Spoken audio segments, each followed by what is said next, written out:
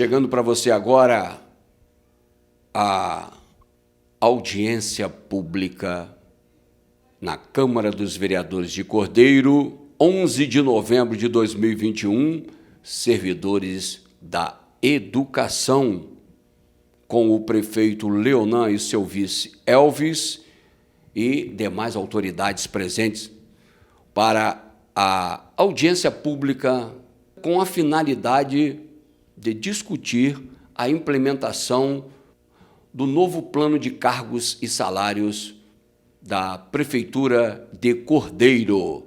Você acompanhando o primeiro trechinho aí, resumimos, né, um tempo longo, mais de 5 horas de audiência pública.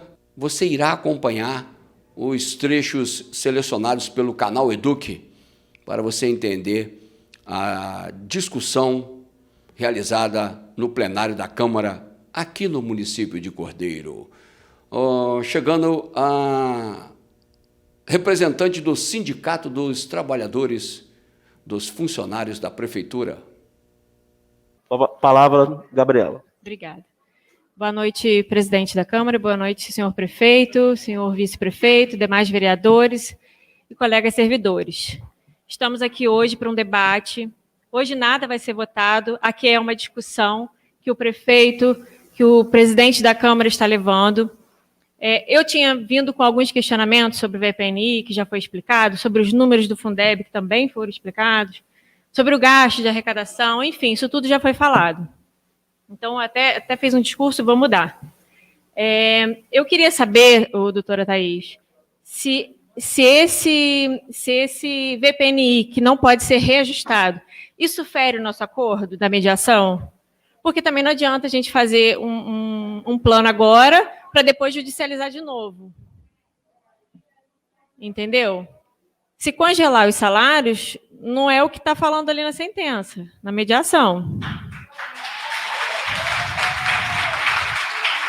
Mas também, gente, a gente tem um problema instalado e a gente tem que resolver o problema. Entendeu? Então não adianta vocês ficarem aí querendo fazer tititi, e vamos resolver, vamos estar aqui, aqui está o diálogo aberto, então vamos estar aqui. Quem tem dúvida, por favor, venha aqui, agora é a hora. Depois que aprovar isso, não adianta falar que sindicato não fez, que vereador não fez, que prefeito fez aquilo. Então, venha aqui, por favor, quem quer falar. Tinha uma servidora ali que falou que o salário, que ali não estava conforme a mediação. Então, eu preciso que ela venha aqui explicar, porque, infelizmente, o doutor Stênio não está aqui. Eu não tenho propriedade para falar sobre isso. Eu dou total apoio à classe dos professores, dei a procuração, minha procuração, para fazer de tudo para garantir os direitos de vocês. Agora, eu não sou advogada, não entendo de direito, então eu preciso que vocês me ajudem, entendeu? Doutora Thaís, eu preciso que você me explique. Por exemplo, uma servidora recebe R$ 3.500. Aí, ano que vem, vai colocar o piso dela de 1.500, os 2.000 de VPNI. Aí vai ter o aumento do Fundeb, o reajuste. Aí o reajuste vai só para cima do vencimento, pelo que você falou. Mas aí não vai reduzir o salário dele? Não vai congelar, não é nem reduzir. Ao longo do tempo não vai congelar? Sim. Vamos lá, eu vou explicar as regras jurídicas, justamente para que a gente possa discutir e avançar. A sua primeira dúvida é: qual é a regra do piso do magistério, né, dessa aplicação da lei do Fundeb, de todas essas implicações em relação aos valores que são fixados não como reajuste, efetivamente como um piso. Como o valor fixado é para o piso, ele é atrelado ao piso do magistério. Ninguém pode receber menos do que o piso. Esse é um entendimento e essa é uma explicação. A segunda explicação, que está diretamente relacionada a esse questionamento, é a questão do reajuste anual. A Constituição prevê que todos os servidores públicos, inclusive o magistério, têm direito ao reajuste anual. Então, o piso é voltado para que nenhum professor receba menos do que é estipulado. O reajuste é voltado para que, na régua, em todas as letras, todos possam ter um aumento ligado ao reajuste. Então, são duas questões diferentes. A proposta que foi feita aqui hoje não é que o VPNI seja reduzido. mas também não é que ele seja reajustado, mas que o vencimento base do magistério seja reajustado. Essa é uma proposta intermediária. Eu sei e tenho plena consciência que o que vocês gostariam de reivindicar é esse cenário mais abrangente, mas o pior cenário é também o que a gente quer se afastar. A gente queria chegar num cenário intermediário que possibilitasse que o orçamento público suportasse esse pagamento e que fosse possibilitado um plano de forma abrangente, né, através justamente desses números da contabilidade, que permitisse contemplar a todos. Então, a sua dúvida é, vai haver congelamento? Não, não vai haver congelamento a partir do reajuste.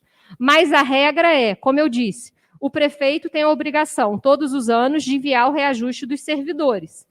Caso não o faça, ele tem que justificar. Não estou aqui, como eu disse, para defender politicamente, apesar da política ser justamente o que determina as nossas escolhas, o que determina o salário de cada um dos senhores e o que determina todas as esferas mais relacionadas na nossa vida cotidiana. Eu estou aqui para dar uma explicação jurídica em relação ao conteúdo do plano de cargos e salários. Vai congelar? Não. Vai continuar avançando da maneira como é hoje? Não. Mas vai ter previsão de reajuste? Sim.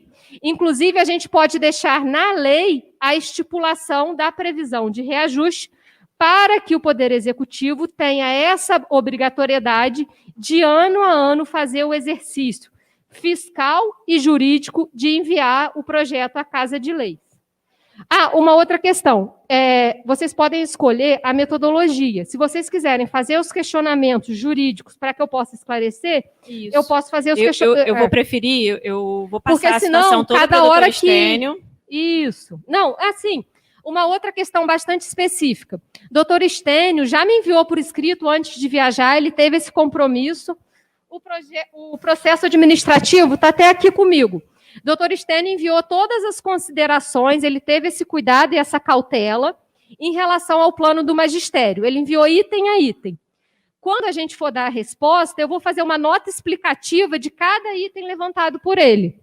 Inclusive, esse ponto específico da coisa julgada no processo judicial do termo de entendimento, ele seguiu o regime jurídico anterior. Como haverá uma alteração de regime jurídico, o que a gente vai precisar visualizar, e todos têm total liberdade para apreciar em relação a isso, sobretudo os advogados que vão se debruçar, para poderem analisar justamente essa mudança de perspectiva, justamente porque a coisa julgada foi formada sobre um determinado regime jurídico, e esse regime jurídico está sendo alterado. Com a alteração desse cenário, né, dessa perspectiva que está sendo alterada do regime jurídico, a gente tem adiante um novo cenário, que precisa ser discutido justamente porque não é o mesmo da coisa julgada anterior. Inclusive, no processo do magistério, tem um pedido de uma audiência de justificação com a juíza, para que a gente possa visualizar se todos os termos do acordo foram cumpridos e como vai se dar a execução em relação a essa questão das ações judiciais e das execuções individuais em relação ao acordo.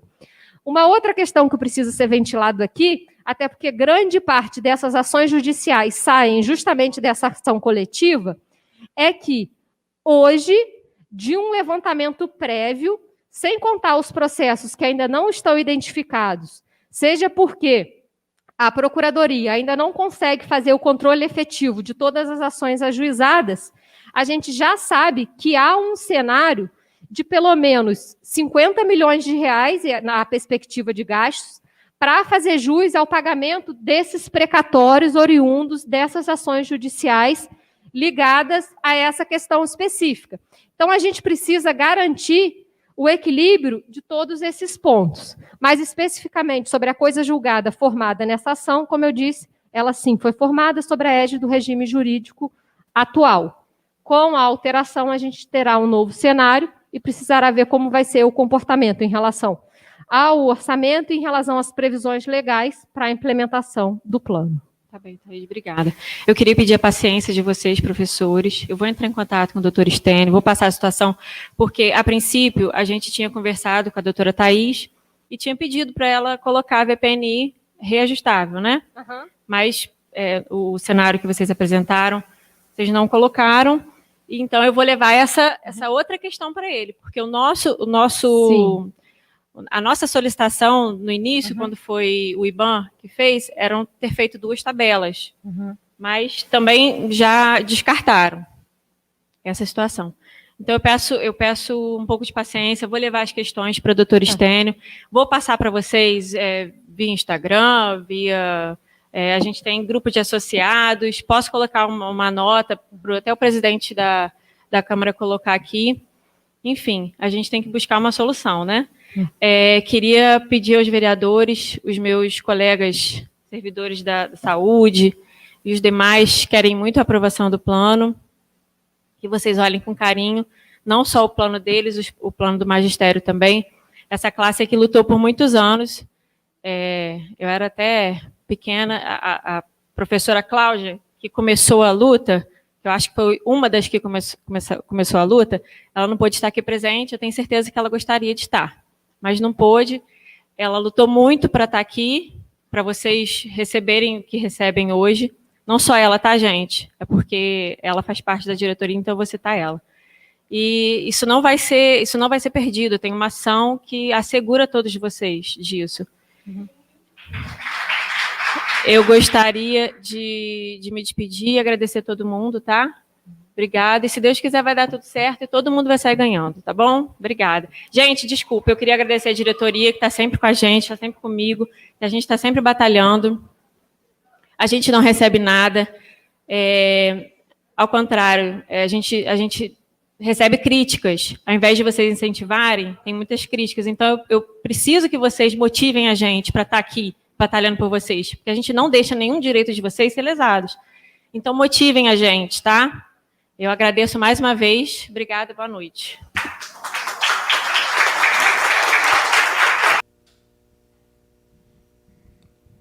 A colocação,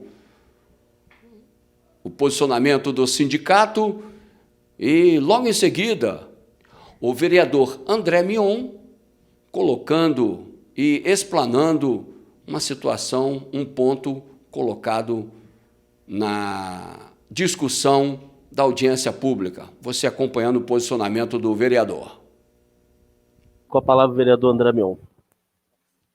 Boa noite a todos. Cristiano, eu gostaria de fazer umas considerações até a nível de elucidação a todo mundo em relação ao seu slide. Poderia voltar no primeiro, por favor?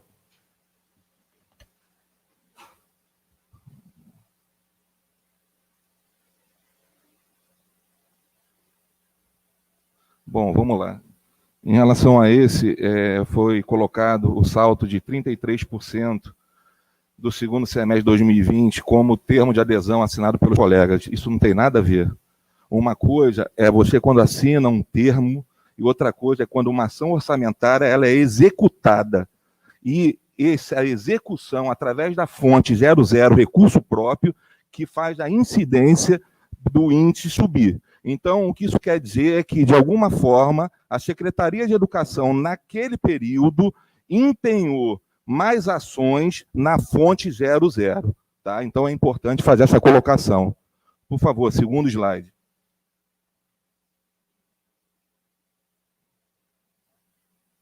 Bom, em relação aos 97,08, essa questão do Fundeb é realmente uma questão muito complexa e, às vezes, de difícil entendimento. 97,08, isso quer dizer o seguinte, eu vou colocar em números para ficar mais prático.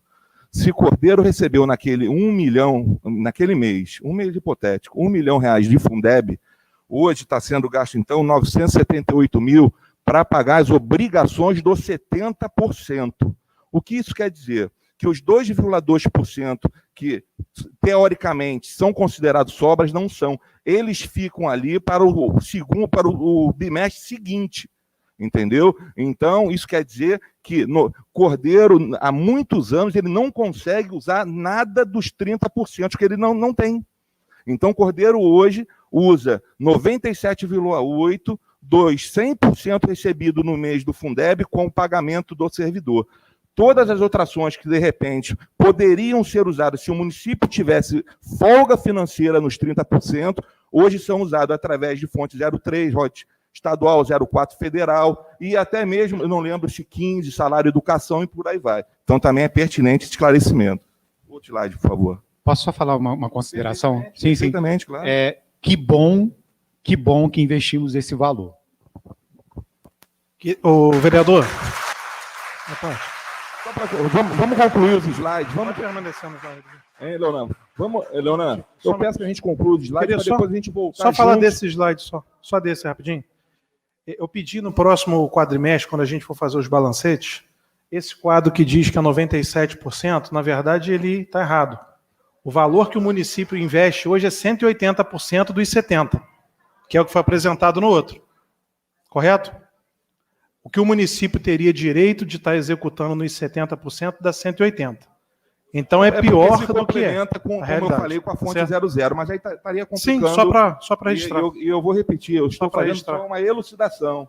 Eu estou dando uma explicação, eu não estou dizendo que vocês não mereçam receber. Mas eu acho muito importante essas colocações. Vamos lá. Por favor, o próximo, por favor. E se tiver alguma dúvida, que está sendo gravado no que eu estou falando, vocês fiquem à vontade para procurar advogados, pessoas próximas. Isso aqui é um diálogo, não é um monólogo. Bom, vamos lá.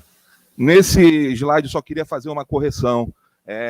Quando se fala em relação ao aumento do magistério, não vai atingir o limite nem prudencial de 51%, nem estoura os 54%, o senhor está correto, mas não pode esquecer que a incidência não é só do aumento do magistério, é a incidência de 100% dos funcionários da Prefeitura de Cordeiro.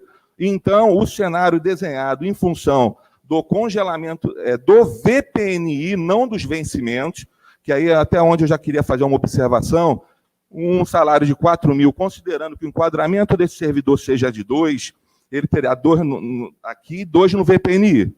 Então, ele também não está tendo congelamento. Por quê?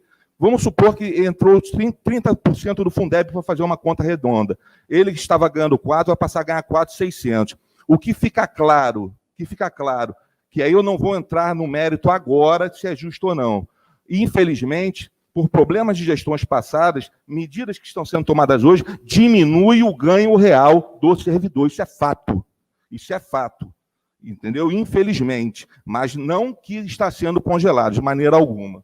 Então, e se colocar o VPNI com reajuste nesse momento, extrapola, sim, o limite de responsabilidade fiscal. Por favor, o próximo slide. Não, só fazer uma, claro. Sim, uma colocação que quando eu apontei ali, eu não apontei o reajuste exclusivo dos professores. Eu disse que os números aqui apresentados, caso o plano seja aplicado para os demais servidores, os números apresentados não bateria com uma excedência do número ali da receita corrente líquida e o gasto com folha salarial.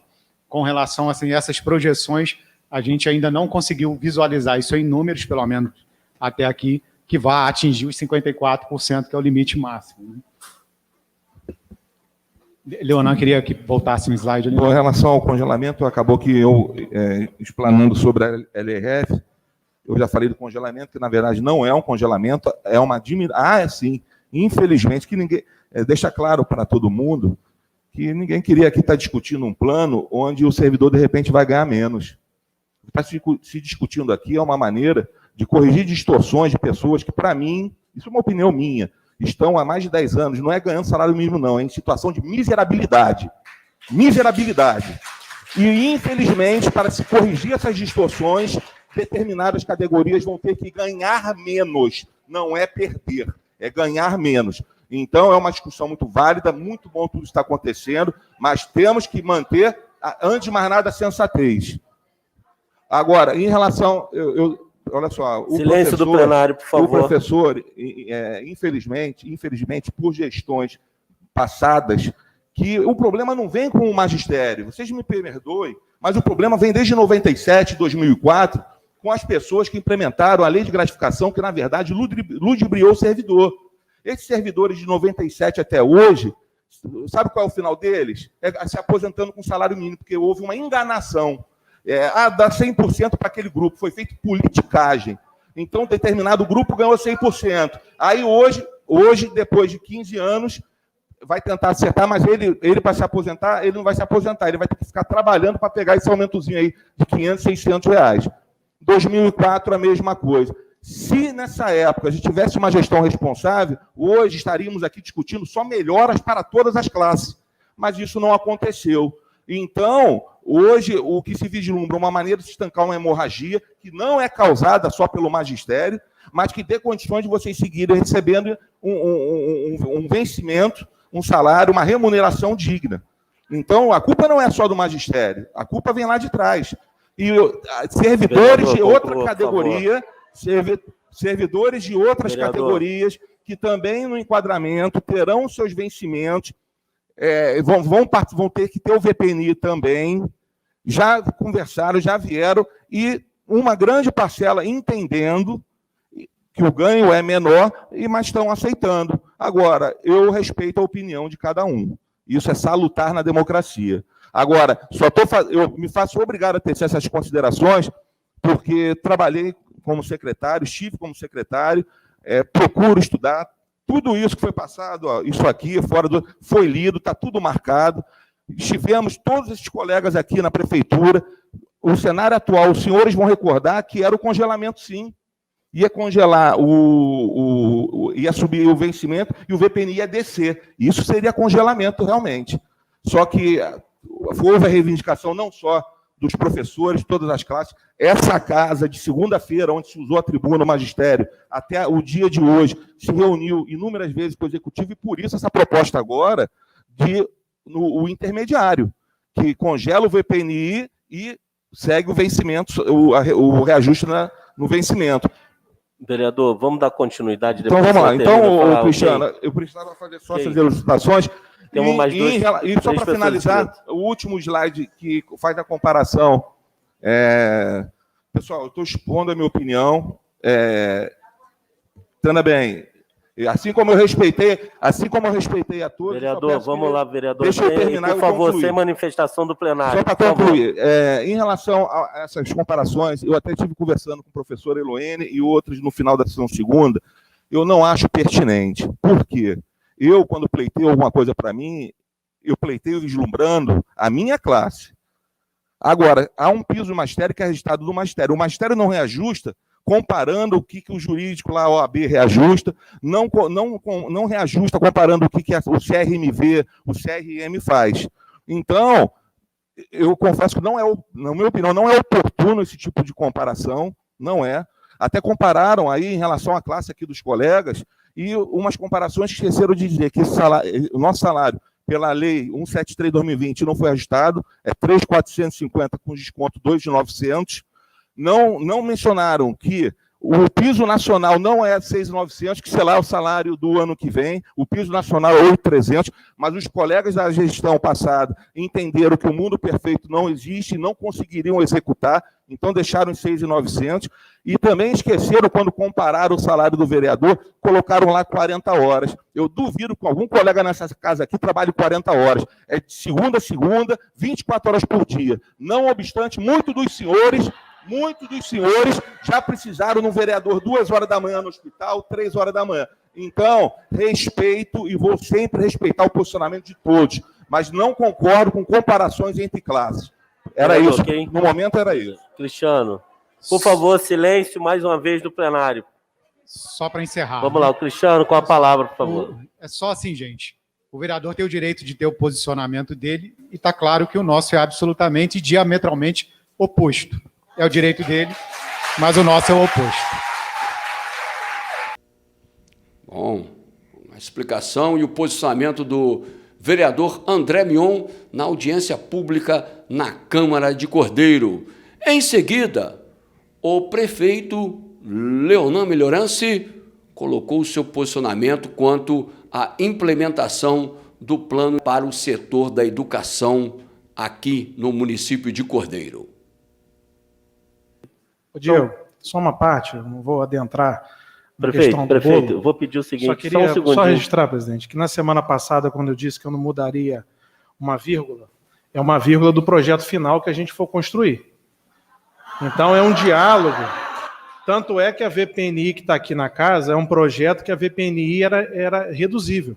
Os vereadores me procuraram, os próprios senhores estiveram lá no gabinete, na reunião com a comissão, com a Roberta, com o Cristiano, e a gente está aqui para construir o diálogo.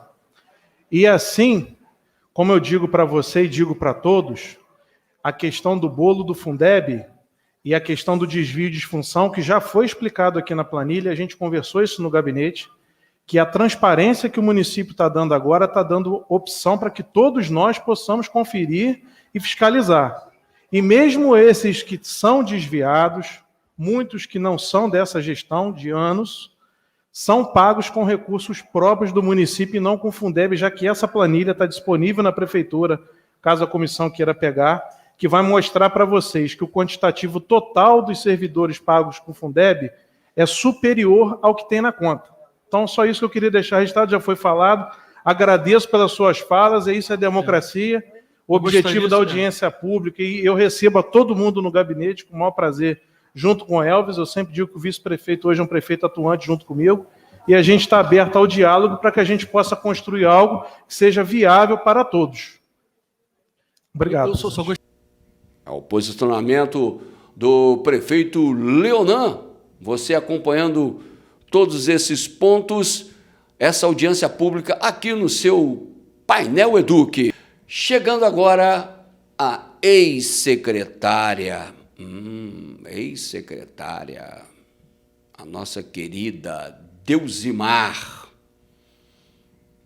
Deusimar explanou e colocou o seu ponto, assim como os demais profissionais da educação, a respeito do novo plano de cargos e salários que será implementado pela Prefeitura de Cordeiro para a realização dos pagamentos. Haverá uma votação na Câmara, né? Então, você acompanhando agora a diretora da José Pinho de Carvalho e ex-secretária da Educação do governo Salomão, Deusimar. Boa noite a todos. Excelentíssimo senhor prefeito, vice-prefeito, presidente da Câmara, demais vereadores. Então, eu acho que eu estou novamente numa luta de 30 anos. Tá? Eu sou do concurso de 91.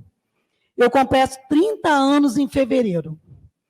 E eu vou deixar claro aqui, talvez, uma situação que muitos aqui não conheçam, pelo tempo de serviço que eu tenho, e que me dediquei à prefeitura durante, vou fazer 30 anos, sem nunca ter tirado uma licença prêmio, sem nunca ter tirado uma licença médica. Então, eu tenho 30 anos trabalhados.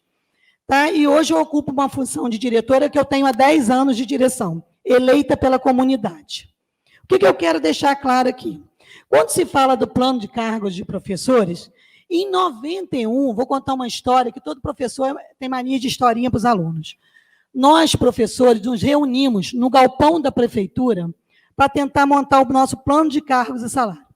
Deixo claro que nós convidamos todos os que estavam na prefeitura, funcionários, todos da época, e que nós colocamos cadeira naquele pátio da prefeitura e fizemos a reunião convidando cada um que pudesse representar a sua secretaria no momento. O que aconteceu em 91? 92 começou. O pessoal que era funcionário na época não quiseram colocar a cara na reta porque tinha medo de opressão política e tinha medo de perder os seus R$123 na época, que era o GF5 que se recebia a gratificação da época. E o que aconteceu? A educação seguiu sozinha. Por isso que não tem os outros planos de cargos e salários dos outros funcionários. Eles não quiseram. Tinham medo de perseguição, entendo perfeitamente isso, porque eu passei por isso. Então, nós ficamos 17 anos nessa luta. De 2001, só conseguimos fazer uma mediação em 2018. Depois de muita briga, muito debate na Câmara com os vereadores, que foram totalmente contra a nossa situação na época, mas nós seguimos na Justiça. Em 2018, depois de ganhado na Justiça, nós cedemos ao prefeito do município e fomos fazer um acordo, que eles deveriam pagar 100% a gente. E o que aconteceu? Nós dividimos isso em 3 anos. ele teve que pagar 70%, 15% em 2019 e 15% em 2020, né? E o que aconteceu? Em julho de 2020, o prefeito entrou com uma ação alegando que a pandemia não poderia pagar o nosso acordo na justiça, aonde a juíza decretou uma litigância de má-fé, em que consta aqui no documento para quem quer ver. Tá? Aqui tem uma decisão da juíza de uma ação que nós ganhamos de uma luta de 17 anos, a qual o prefeito tentou recorrer para não pagar a gente, a qual procuramos a Câmara na época para que entrasse em acordo, porque a função, né, gente, não estou aqui para dizer a função de cada um sabe o que é para si, cada um sabe da sua obrigação enquanto função que ocupa, tá? E ninguém foi fiscalizar a denúncia que foi feita de uma litigância de má-fé pelo prefeito anterior. Não estou aqui falando do prefeito, da pessoa Luciano, ele é meu amigo, tá? Estou falando do gestor. Por que chegou essa causa dessas precatórias toda nesse valor aí? Deixa eu explicar para os outros funcionários, porque às vezes pensa que o professor quer apanhar todo o dinheiro da prefeitura, e não é. No governo de doutor Joaquim, tá, o que aconteceu? Quando o governo federal deu 6%, ele deu 2% para a classe. Deu 2% para a classe. Então, ficaram 4% para trás. Quando chegou no governo de Tuninho Tavares, o governo deu 6,85%, Tuninho achou que só poderia dar 2%. E foi ficando mais 4%. E foi seguindo assim, governos e governo de Silvinho, foi seguindo todos. Aí eu vou dizer para vocês, como eu estava secretária no governo de Salomão, o governo deu 6,85%. Eu conquistei a Salomão a dar 6,85% para a classe. Por quê? Para que não entrasse mais uma causa na justiça. Para que não aumentasse, onerasse mais os cofres públicos. Agora, eu quero deixar claro essa questão de precatória. Não fomos nós que tiramos dinheiro da gente mesmo, não. Nós não estamos querendo dinheiro de prefeitura, não, gente. Nós estamos querendo apenas o que nos foi tirado desses anos anteriores, só isso. Nós não estamos aqui discutindo precatória, dizendo quanto a prefeitura precisa pagar. Que precisa? Precisa. Foi dinheiro que nos tirado dos anos de trabalho que nós tivemos. Quando o governo dava aumento e ninguém cumpria. Agora é culpa nossa? Sinto bater isso aí na mão de Leonan. Sinto. Mas se ele é o prefeito, assume só as coisas boas, assume as coisas ruins, o que tem de bom, o que tem de ruim. Quando eu assumo a direção, eu tenho que saber que eu não tenho só coisa boa, eu tenho as coisas ruins também para encarar. Se bateu no colo dele, infelizmente, né, nós não temos essa culpa. Porque simplesmente a juíza falou na mediação que a precatória tem que ser paga até 2024. E isso está em acordo aqui, tá, gente? Em acordo aqui. Agora, quando fala, professores vão quebrar os cofres públicos. Nós não vamos quebrar, não. Isso é um dinheiro que nos foi tirado. Nós estamos pegando de volta o que é nosso. Foi dinheiro que gestores não souberam trabalhar e não cumpriram com a sua responsabilidade de seguir uma lei. É só isso. Nós só estamos querendo o que é nosso de direito. Nós não estamos pedindo nada mais. Nós não estamos aqui atrapalhando os outros funcionários. Porque, na final de contas, eles estão dentro de uma prefeitura, no administrativo, no social. Se eu estiver mentindo, por favor, me corrijam. Vivendo em prol de uma hora extra. E eles não têm um piso decente. Então, por que não transformar a hora extra, que eles ficam, às vezes, com medo, e no piso que eles têm direito? O valor permanece o mesmo. Se eu ganho uma hora extra, automaticamente eu coloco no piso. Já não está tirando dos cofres públicos? Já não está entrando na despesa? Então, vamos fazer isso. Os funcionários outros, me desculpem, mas a gente tentou, na época, buscar vocês junto com a gente. Mas o pessoal da época de vocês não quiseram, porque tinham medo da pressão e perseguição. E isso é verdade. Eu fui perseguida durante a nossa luta de professor. Outros colegas foram perseguidos. Por isso que eles têm medo, porque convivem direto com o executivo e têm medo da pressão. E nós sabemos que isso também pode acontecer. Tá? Não estou dizendo que o Leonan está fazendo ou que deixa de fazer. Apenas isso pode acontecer. E nós sabemos isso. Então, gente, vamos pensar direitinho. A Thaís foi minha aluna no Pingo de Gente, Thaís, você sabe disso? Né? Então, eu muito me orgulho de ver você hoje aqui falando, debatendo. Acho muito interessante saber que eu contribuí um pouquinho para você. Então, vamos lá, gente. Outra coisa que eu preciso citar aqui. Para concluir, Deusimar. Só um instantinho que não foi falado no plano, Thaís. Foi a licença médica. Não está incluído aí no plano, diz o seguinte, Só para mais uma atenção nisso aí. A licença médica está dizendo no plano que vai ser apenas para o servidor. Se eu estiver errada, me corrige. E durante 9 meses. Após 9 meses, vai começar uma recontagem do seu tempo, após 9 meses. E que não consta no plano também a licença para os acompanhantes. Quer dizer que se você tem uma filha bebê, você não vai poder acompanhar sua filha ao médico, você não vai poder acompanhar sua filha caso esteja doente. Não consta isso no plano. Não consta a licença para você acompanhar um marido, um pai, uma mãe, isso não consta. Isso precisa ser incluído. É uma família, vivemos de uma família. Como é que eu vou abandonar um filho meu que está doente, porque senão eu vou perder meu tempo para aposentar? Vamos pensar nisso também, Thaís. Eu só preciso botar um negócio aqui. Os servidores com hora extra. Na época, todos não quiseram porque tinham hora extra. Então, eu acho que vocês, um conselho de uma funcionária pública que vai fazer 30 anos e que brigou para ganhar na justiça enquanto professor, enquanto eu respeito a minha classe, todo mundo sabe disso, lutem para o piso, porque na hora de aposentadoria vai ser com salário de concurso, vai ser com salário mínimo que vocês vão aposentar. Então, vocês têm que lutar por um piso, porque foi isso que nós fizemos. Deixamos a hora extra de lado para poder ter um piso, para que a gente pudesse aposentar decentemente. Porque eu sei que com o salário que vocês estão, vocês não têm condições de aposentar. Porque quando chega na hora, vai o seu cargo do concurso. Em torno de um salário mínimo aí. E nós brigamos por isso. Então, acho que foi uma luta de muitos anos, de não ter apenas uma consideração do que nós lutamos para chegar até aqui. E digo aos outros funcionários, eu ouvi uma vida inteira dizendo que o professor se quebrava a prefeitura. E eu nunca soube disso. Continuamos ganhando a mediação e a prefeitura paga do mesmo jeito e nunca foi quebrada. Agora, se pensar bem, se vocês pensarem bem, hoje a educação está gastando 5% com desvio de função, em torno de 150 mil. A cada pessoa desviada é um professor que eu tenho que colocar no lugar. E é mais um salário a ser pago. Então, vamos tentar enxugar isso.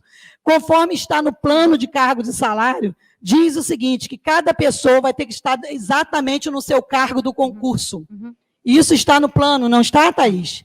Do concurso em que fez. Sim, tá. Sim. Então, que sejam corrigidos isso. Tá. E depois faremos nossas novas contas para ver o que a gente pode diminuir nisso aí. Eu acho que primeiro tem que se corrigir os erros para depois tentar os acertos. Isso enquanto professora. A todos, meu muito obrigada, me desculpe de estar falando isso, é porque a gente vai ouvindo um falando aqui, que o professor quebra a prefeitura. Nós nunca quebramos. Nós nunca quebramos cabeça de aluno com 35 anos, 30 alunos dentro da sala de aula. Vamos quebrar uma prefeitura? Nós somos 286 funcionários. E nós temos dentro da prefeitura verbas específicas. As verbas da educação são carimbadas. Então, a gente tem dentro da educação o Fundeb, que é do professor. Nós temos o salário educação, que muitas pessoas pensam que é para pagar o professor, mas não é. É para fazer manutenção nas escolas, comprar carteira, cadeira e tudo mais. Material didático, esse é a verba específica para isso. Nós temos a do PNAE, só um instante, estou terminando a verba. A do PNAE, em que a prefeitura completa para fazer a alimentação das crianças. Nós temos o PNAT do transporte escolar. Então, as nossas verbas são carimbadas. Eu não estou querendo verba de ninguém. Nós estamos querendo apenas o que é nosso por direito, o que ganhamos na justiça. Só isso, gente. A todos o meu boa noite, tá?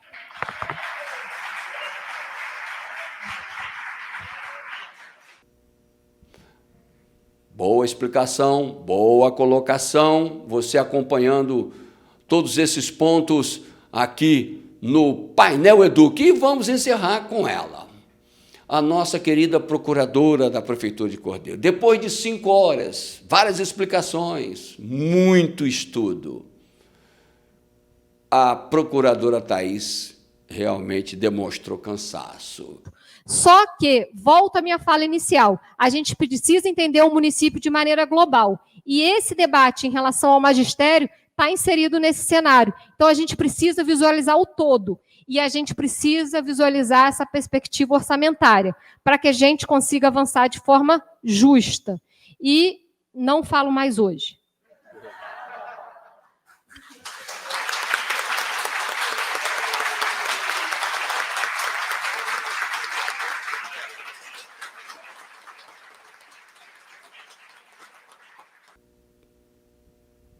Tá aí. Vou botar um aplauso para a Thaís e para todos os funcionários lá da prefeitura que estão trabalhando incansavelmente para a colocação deste projeto da prefeitura quanto ao novo plano de cargos e salários da Prefeitura de Cordeiro para todos os servidores de todos os setores da Prefeitura de Cordeiro. Você acompanhando esses detalhes quanto à aprovação ou não deste projeto, e eu quero lembrar mais uma vez que estamos agendando uma entrevista especial com o prefeito Leonan. Vamos abrir o espaço para que o prefeito se manifeste aqui, juntamente com o seu vice Elvis.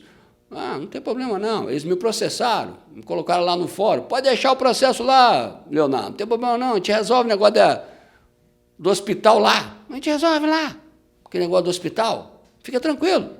Eu quero que você fale aqui se você desejar, assim como o seu vice Elvis. O espaço está aberto aqui no painel Eduque para falar sobre esse projeto que você e o seu vice estão tentando implementar aqui na cidade, assim como os demais vereadores.